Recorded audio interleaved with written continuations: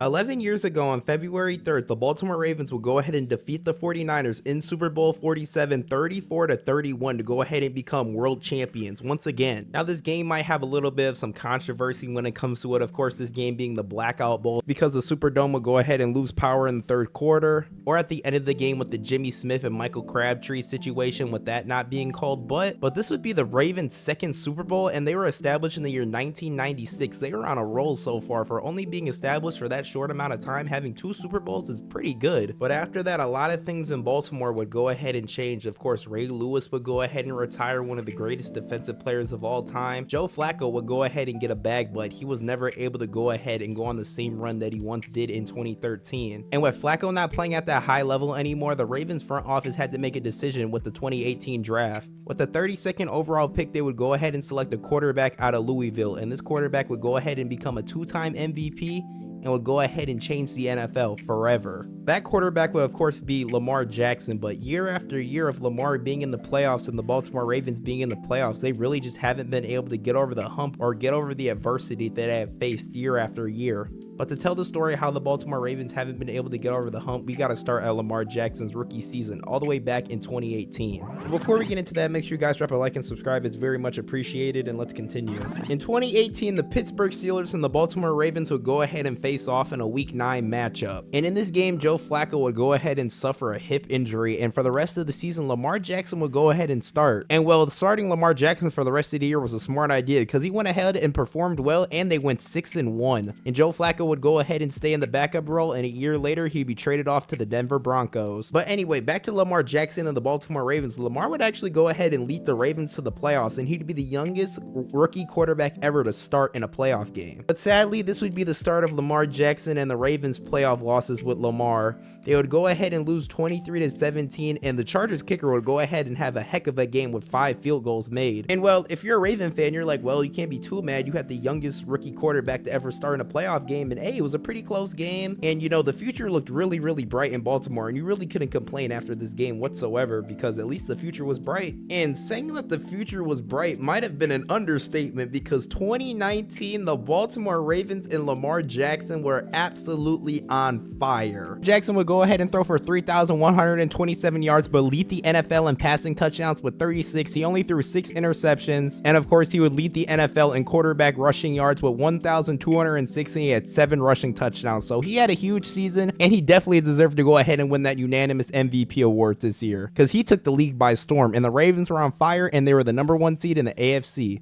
The Ravens will go ahead and not play their starters in their Week 17 matchup versus the Pittsburgh Steelers because, you know, they had the #1 seed locked up. They had no reason to. And some people think that this decision haunts them to this day. But of course, the Ravens starters would not play professional football for about 2 weeks because they didn't have to play Week 17 and that sweet bye week you got with the 1 and 2 seeds back in 2019. And with that, their matchup in the divisional round will be the 6th seed Tennessee Titans that just took out Tom Brady in the wild card round. It was such a crazy thing to see Tom Brady losing to the Titans in the wild card round. What an odd thing to say. But it's safe to say the Baltimore Ravens, well, they came in this game unprepared because it was not pretty. If you look at Lamar's stats, you'll be like, he wasn't horrible. He threw for 365 yards, 1 touchdown. He did have 2 interceptions though. And he rushed the ball for 143. So what went wrong?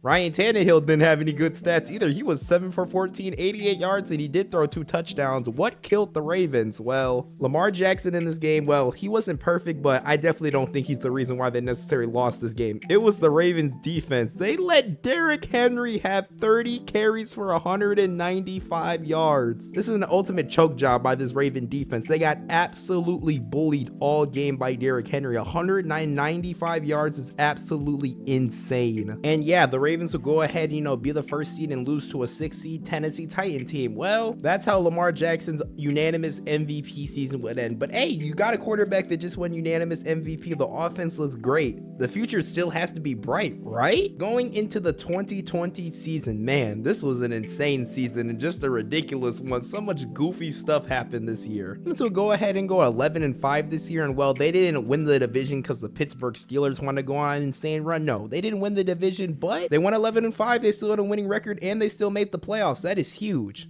Lamar Jackson didn't win MVP this time, but he made the Pro Bowl, and everyone had a pretty good season. And they would go ahead and play the Tennessee Titans in the wild card round, the team that they just got punked by last year in the playoffs. But this time they would go ahead and win 20-13. Lamar Jackson gets his revenge, and things are looking great. I mean, they got to play the Buffalo Bills and Josh Allen, but we just beat the team that punked us last year. We're looking good. And then the game versus Buffalo would happen in Orchard Park. Man, oh man, this game was a disaster. There's a couple of reasons why the Ravens lost this game, because I'm not gonna blame the defense. They held Josh Allen to 17 points. That was pretty good. The reason why the Ravens lost this game was for two reasons, in my opinion. One, Lamar Jackson throwing that awful pick six. That was absolutely terrifying. And then when Lamar Jackson got hurt and we had to watch Tyler Huntley ball in a playoff game, that wasn't very exciting whatsoever. And the crazy thing is, on that last play that the Ravens had the ball, Dez Bryant was open at the top. Tyler should have threw that ball to Dez Bryant and not chuck that ball to Mark Andrews. There was no reason for that. But the Ravens will go ahead and have another disappointing playoff season. Yeah, the playoffs aren't really the Ravens' best friend, as you guys are going to slowly learn throughout this video. It's not good whatsoever. Notice how I said the Ravens had Dez Bryant at wide receiver. This is going to be a trend. You guys are going to start realizing that the wide receiver core gets worse, and worse. Let's talk about the 2021 to 2022 season, because this was an absolute disaster for the Ravens. I don't think I've ever seen a team with this many injuries before. Training camp started off rough. J.K. Dobbins went ahead and got hurt. Gus Edwards went ahead and got hurt. And Marcus Peters went ahead and got hurt. And they all suffered season-ending injuries in the same day, in the same camp, the same day. All three of those guys got hurt and they were out for the season. Absolute disaster. The amount of players that the Ravens had hurt all year was insane. L.J. Fort was hurt all year. Deslean Hayes was hurt all year. Xavier Kelly. Lamar Jackson towards the end of the year. I'm about to get into that in a little bit. Marlon Humphrey would go ahead and go on IR towards the end of the year. Ronnie Stanley, and this man was actually pretty good at the time. He was also hurt for majority of the year. The Ravens had a terrible issue. They didn't have a lot of wide receivers, and now they didn't have a lot of running backs, and running the ball is really the Ravens thing. So Devonta Freeman and Le'Veon Bell were the Ravens running backs for majority of the year. Yeah, Devonta Freeman and Le'Veon Bell in 2021. This season was absolutely insane. And the crazy thing is, the Ravens started off 7-3, and Lamar Jackson MVP talks were actually at an all-time high, because the Ravens are doing all this insane things, and they were 7-3 with all these injuries. I mean, that was pretty good. They were first in the AFC and things are looking great. And then Lamar Jackson would go ahead and get hurt to Myles Garrett in a game on week 11 versus Cleveland. And then after that game, the Ravens would lose to Pittsburgh, lose to Cleveland, lose to Green Bay, lose to Cincinnati, lose to Los Angeles, and lose to Pittsburgh in overtime, and end the record with a season of 8-9 and miss the playoffs. Yeah, at least in that Green Bay game, we saw Tyler Huntley actually ball out, because that game was actually really insane. But anyways, let's move on to the next season. As you guys can see, the Ravens' lows are getting worse and worse, and you can see year after year, they're really facing a lot of adversity, especially this year right here. All these injuries are absolutely insane. And the NFL draft would be here, and a lot of people wanted the Baltimore Ravens to go ahead and select a receiver, because we did have Rashad Bateman, we had Marquise Brown, but we could definitely use some more talent in that wide receiver room. A lot of people said receiver, or O-line. And something shocking would go ahead and happen in Las Vegas. Well, they went ahead and selected Kyle Hamilton with the 14th overall pick, which honestly, thank God we had that 8-9 season, because Kyle Hamilton's an absolute demon. We went ahead and traded Marquise Brown for a 3rd round pick and the Cardinals 23rd pick. And with the 23rd pick, they went ahead and traded back to 25, and they went ahead and selected Iowa center Tyler Linderbaum. Looking back at it, it's not a horrible trade now, because Linderbaum is an absolute beast at the center position. He's a dog, but at the time, I was very upset. When we needed a wide receiver, trading our best wide receiver for a center made me very mad. It made a lot of Raven fans very mad. Like, I can't even explain how upset I was at the time. But the season, this is where the Lamar Jackson needs wide receivers talk really started cooking, because this offense with Greg Roman was not dangerous whatsoever, and it was looking pretty bad. Telling you guys, I don't know if I've ever seen a worse wide receiver core than the 2022 Baltimore Ravens. We had some nice Tylan Wallace, James Pierce, Deshaun Jackson, Andy Isabel, Devin Duvernay. Rashad Bateman would go ahead and get hurt throughout the year, so he wasn't on the list anymore. Demarcus Robinson was our best wide receiver on this team. Yeah, it was not a pretty year for the Baltimore Ravens. This year was, It was crazy. It's funny because the Ravens actually like weren't terrible throughout the year. Before Lamar Jackson got hurt in week 13, they were 8-4. Somehow, some way, the Baltimore Ravens were winning football games. Do we know how? Not really. But somehow they were. And honestly, in the early beginning of the season, Lamar Jackson MVP talks were back. People were talking about, oh, Lamar should be MVP again. And a lot of these games early in the season, the Ravens shouldn't have lost. The Dolphins game, they went ahead and choked the lead. A Bills game, a Giants game, even a Jacksonville Jaguars game, they all choked leads. So low-key, this season, the Ravens should have been undefeated up to the point of week 13. But Lamar Jackson would go ahead and suffer an MCL injury and would be out for the remaining of the year. So that meant I had to watch Tyler Huntley ball for the rest of the year. And this is when I really started to figure out that Tyler Huntley was not the guy we saw last year. We would go ahead and beat the Steelers the next week, then lose to the Browns. Then we would somehow beat the Falcons in like one of the worst games ever. Then we would lose to the Steelers again, and then we'd go ahead and lose to the Bengals. But we still made the playoffs with a record of 10-7. And then the Cincinnati Bengal game came, and oh my God, in the playoffs, I have never been so happy in my life that we were actually beating the Bengals, and then hit the lowest point ever when Tyler Huntley went up for that QB sneak on the 1 yard line. He would fumble the ball and Sam Hubbard would go ahead and take it to the house. This is the play right here that got Greg Roman fired. Why are we calling a QB sneak when we have a running back? This was absolutely ridiculous. J.K. Dobbins was averaging a ton of yards per carry, and this man wanted to call a QB sneak. As you can see, this was another reason why the Ravens downfall really started to happen. Greg Roman was starting to be just all around insane. We have some more adversity this season. The wide receivers and Greg Roman, absolutely terrible. And then of course we have the Lamar contract situation in the offseason, which the Ravens would stop playing around and finally go ahead and give him his bag. Eric DeCosta, the front office GM, was cooking when they gave him that contract, because if we didn't have Lamar Jackson, we would be a terrible football team. I'm telling you right now, Tyler Huntley would not do good in the Ravens offense as we saw towards the end of the year. But that leads us up to the past season that we just saw, where Lamar Jackson would go ahead and win his second MVP award, which is honestly such a beautiful thing to see. But in the draft, Eric DeCosta was cooking. They finally selected a wide receiver, that being Zay Flowers, and this man is such a great wide receiver. They would also go ahead and sign Odell Beckham Jr. I know Odell wasn't in his prime anymore, he was coming off an injury, but hey, it's something. They also went ahead and signed Nelson Aguilar, and I clowned on them at the beginning for signing this deal, but honestly, it wasn't even that bad. Aguilar is actually a pretty decent wide receiver 3, and I'm happy that we re-signed him. And then we get into this season. This past season, well, this Raven team was absolutely just ridiculous. This was by far the best team that Lamar Jackson went ahead and had, because this defense was the #1 best in the NFL for sure. Justin Madubuike, Kyle Hamilton, Marlon Humphrey. This defense last year was just absolutely insane. Marcus Williams,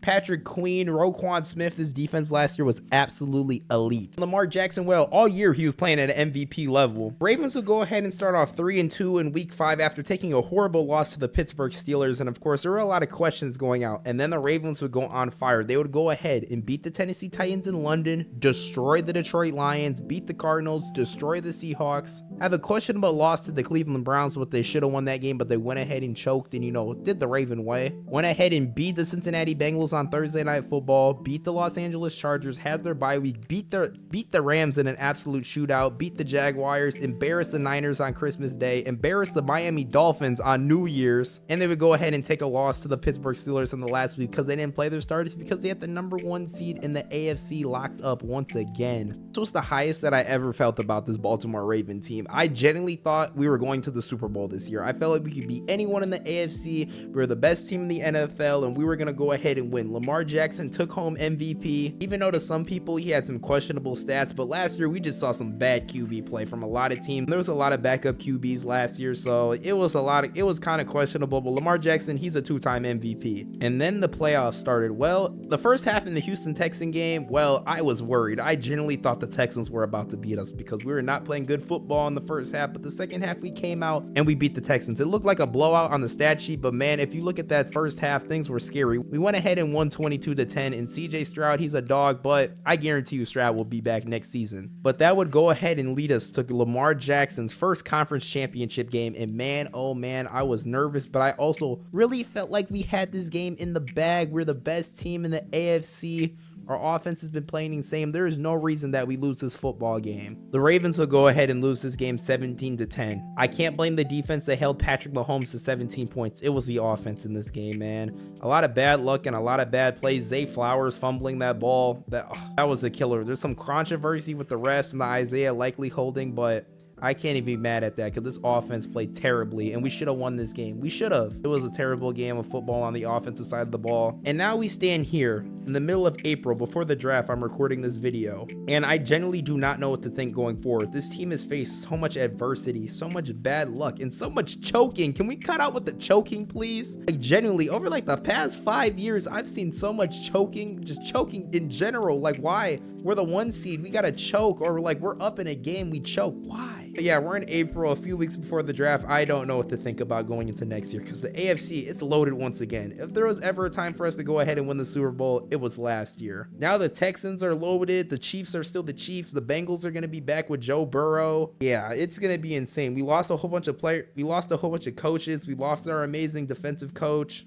It's now looking like we have a wide receiver problem once again, and we might have to draft one this year because it's looking after last season, Zay Flowers looks more to me like a wide receiver 2 than a wide receiver 1, or a high-end wide receiver 2. But the Ravens definitely need some type of different wide receiver. But hey, they went ahead and signed Derrick Henry, the guy who ran for 195 yards and absolutely embarrassed us, so I guess that's kind of cool. But besides that, there hasn't been much done in the offseason, but I guess the only thing we can look forward to is the draft. I would say our biggest needs is definitely wide receiver, O-line for sure. We got absolutely embarrassed by that Kansas City D-line. O-line, wide receiver, maybe edge rusher too, even though we thank God we signed Kyle Van Noy because we really needed a veteran on that defensive line. And it's just crazy to think about that. This team might have faced the most adversity in the NFL. I mean, just looking at it, all the bad luck, all the choking, and all the things they've done, bad football. This team has faced so much adversity, and I'm sick and tired of saying every single season, oh, next year's going to be a revenge year, revenge year, revenge year. We've had like 4 revenge years at this point, and it's getting so draining to say. But I truly think the story of Lamar Jackson and the Baltimore Ravens, they faced a ton of adversity, and it's going to be time that we need to look at all this adversity and finally get over the hump. I don't know if it's going to be next year with the AFC so stacked or the year before that, but all I'm going to say is, guys, it's going to get harder and harder the more and longer this takes. And I genuinely think we need to get over the hump sooner rather than later, or some things are going to be drastically different in Baltimore soon. What do I mean by that? Well, I don't exactly know yet. I guess we're just going to have to wait and see what happens. But yeah, I genuinely just wanted to make this video and talk about all the playoff losses that we've been through and where I currently stand on this Baltimore Raven team. I know it's a little bit of a longer video, but hopefully you guys watch the whole thing. If you enjoyed, please drop a like and subscribe. It's very much appreciated. Also comment,